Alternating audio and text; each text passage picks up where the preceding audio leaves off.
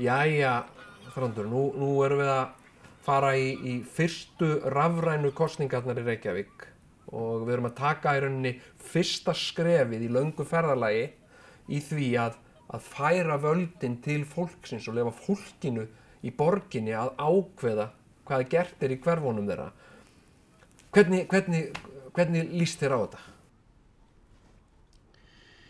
Í fyrsta lagi þá þetta allt of flókið. Fólk á aldrei eftir að skilja þetta. Mér líst bara alls ekki vel á þetta.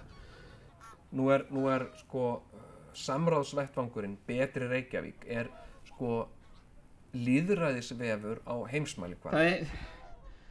Þetta er bara rugl. Hann hefur unnið til fjölda verðlauna, bæði innlendra og erlendra, svona vefverðlauna.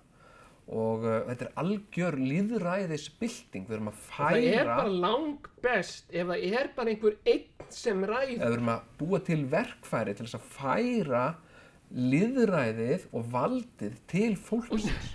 Finnst þér það ekki stórkostlegt? Af hverju þarf að flækja hlutina svona? Getur þú ekki bara tekið ákvörðun það hvernig þetta á að vera? Af hverju þarf það að vera að varpa því á eitthvað fólk út í bæ? Hvernig á að gera hlutina? Það er langbest, hefur alltaf virkað best þegar bara einhverju einn tekur ákvörðunina það hvernig það á að vera og segir öllum hvernig það er síðan. Eins og Stalín, það var langbest, það gekk langbest þannig.